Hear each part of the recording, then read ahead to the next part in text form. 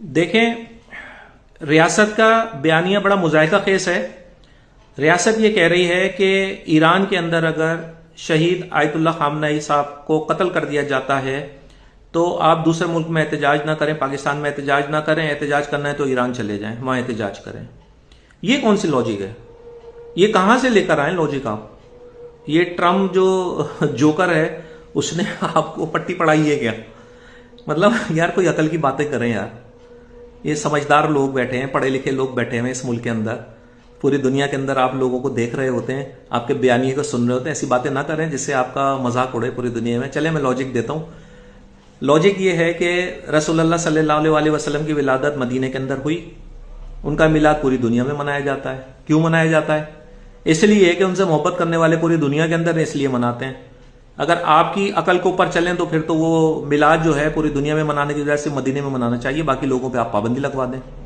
दूसरी मिसाल देता हूं, करबला में इमाम हुसैन की और उनकी रुफका की जो शहादत हुई तो उनकी आजादारी पूरी दुनिया में मनाई जाती है, गोरों के मुल्कों में भी मनाई जाती है भाई, और गोरों के मुल्क की हर स्टेट में मनाई जाती है। वाशिंगटन में भी हो रही है, न्यूयॉर्क के अंदर भी हो रही है, ह्यूस्टन के अंदर भी हो रही है, मुख्तलिफ स्टेटों के अंदर वो आजादारी हो रही है। तो वहां की हुकूमत तो नहीं कहती कि भाई करबला के अंदर जो है इनकी शहादत हुई तो जाए करबला में जाकर आप इनकी जो है आजादारी मनाएं, यहाँ क्यों मना रहे हैं?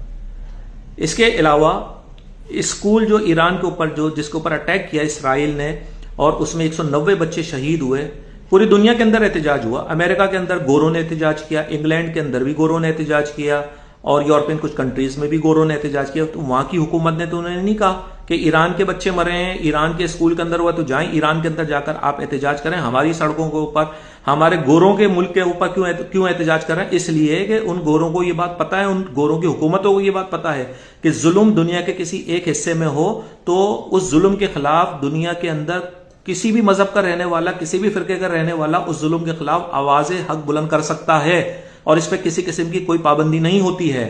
इसीलिए वो पाबंदी भी नहीं लगाते हैं, जबकि वो ईरान इस वक्त लड़ रहे हैं, ईरान से जंग हो रही है, लेकिन उसके बावजूद वहां की जो गोरे हैं, वहां की जो अवाम है, वो इंसानियत के नाते जो है वो एहतजाज कर रही है।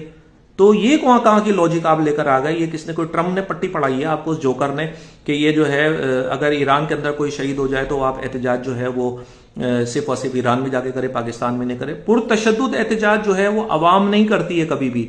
जब आप गोलियां चलाते हैं अवाम के ऊपर तो वो पुरतशद्दुद बनता है।